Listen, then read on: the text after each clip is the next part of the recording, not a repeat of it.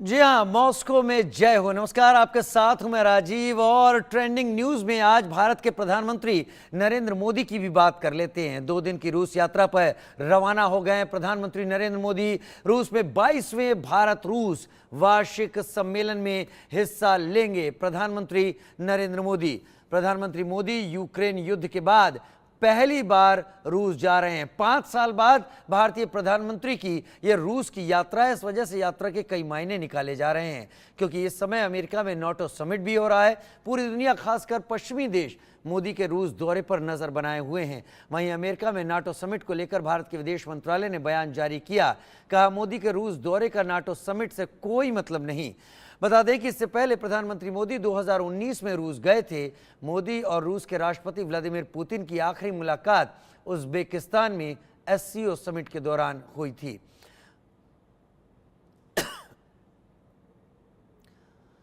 तो प्रधानमंत्री नरेंद्र मोदी का रूस दौरा, 22वां भारत रूस शिखर सम्मेलन इस दौरान होगा। बड़ी खबर की बात कर लेते हैं।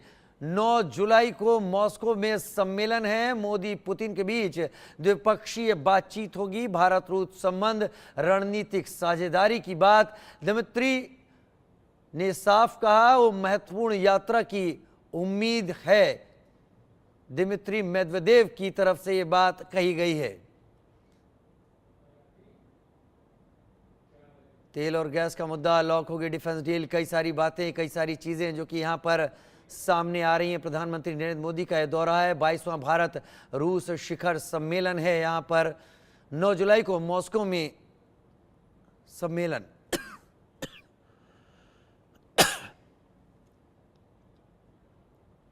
मोदी पुतिन के बीच इस दौरान बातचीत होगी। भारत रूस के संबंध, रणनीतिक साझेदारी इस दौरान होगी।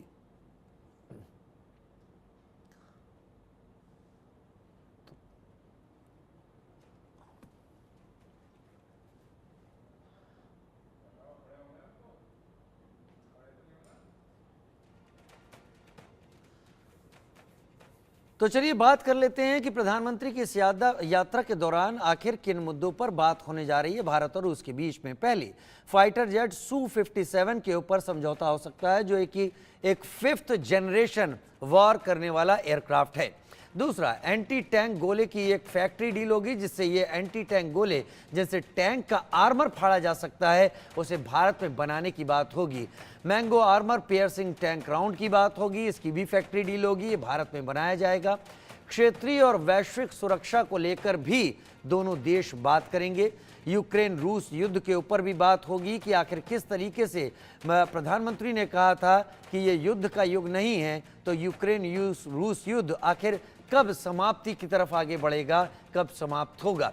डिफेंस डील को लेकर भारत और रूस बात करेंगे, जिससे भारत मजबूत ताकत के रूप पर उभर सके और रूस उसमें कितना सहयोग कर सकता है। लेकिन इसके साथ तेल और गैस पर भी बात भारत और रूस के बीच में होगी, और साथ ही द्विपक्षीय संबंध यानी आपसी व्यापार वो किस तरीके से बढ़ाना है। वर्तमान के हालात में रूस को कई तरह के प्रतिबंधों का सामना करना पड़ रहा है।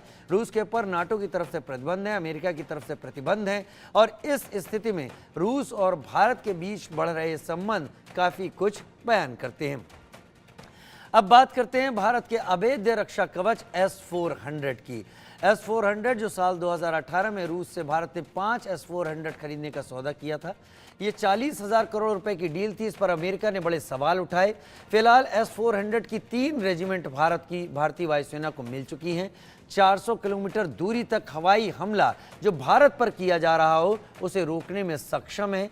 चीन पाकिस्तान के हवाई हमले से सुरक्षा मिलेगी भारत को इस दौरान। तो ये एक अहम चीज़ है यहाँ पर। लेकिन चीन के पास भी S-400 सिस्टम है, लिहाजा भारत के पास ये होने से भारत खुद को सेफ कर सकेगा।